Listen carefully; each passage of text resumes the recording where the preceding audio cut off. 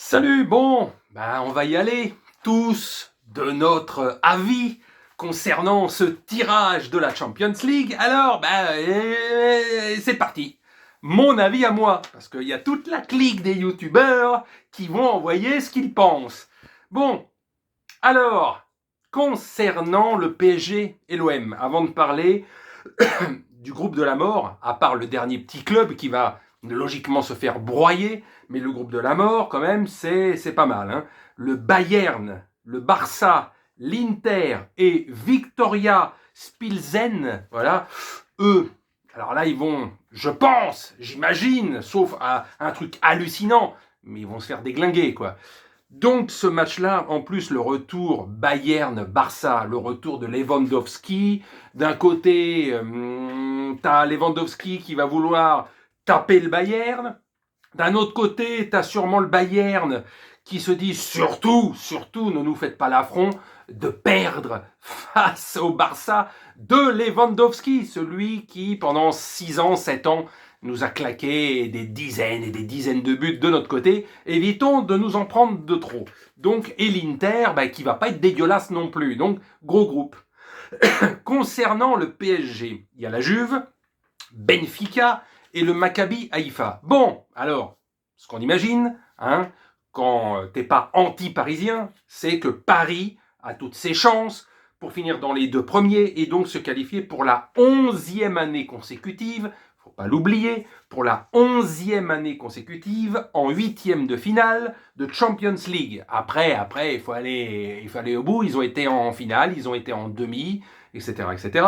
Hein, la finale que si Paris l'avait gagnée, elle aurait été à chier parce que c'était un fan oeilette, etc. Mais comme c'est le Bayern qui l'a gagné cette année-là, évidemment, c'est la plus belle équipe du monde qui l'a gagné. Hein, 2 poids, 2 mesures. Mais bon, on ne revient pas sur ce genre d'histoire. Donc, Benfica, c'est toujours là, bien présent. Ça peut faire chier les adversaires. Hein.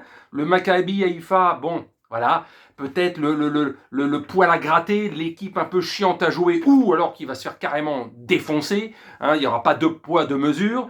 Et la Juve, bon, l'expérience de la Juve, ils se sont renforcés par rapport à ces 2-3 dernières saisons où ils avaient un petit peu de difficultés. On va voir avec les 2-3 gros renforts qu'ils ont eu à l'intersaison si la Juve va être vraiment le principal adversaire du PSG, donc qui va viser, en tout cas je l'espère, une 11e qualification en 8e. Et l'OM qui a failli passer du groupe de la mort, de la archimort, avec le Bayern, le Barça et l'Inter, hein, et finalement ça s'est retrouvé avec Francfort, Tottenham et le Sporting du Portugal. Donc c'est possible, ils ont leur chance, ils peuvent finir dernier comme ils peuvent finir premier. Là tout le monde a ses chances. Si l'OM merde, fait n'importe quoi, en tout cas merde ses 2 premiers matchs, la suite peut être compliquée. Mais quand on voit les adversaires, ils ont leur chance. Faut pas raconter de conneries, faut pas dire qu'ils vont finir premier. Les Marseillais vont le dire. Oui, on peut finir premier, mais ils peuvent finir dernier. Parce que toutes ces équipes sont plus ou moins du même calibre. Il n'y a pas une équipe qui domine les autres, comme il n'y a pas une équipe qui est 10 fois plus faible que les autres.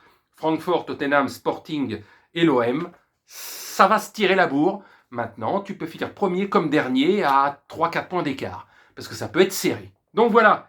Bon, Paris, 11e qualification de suite.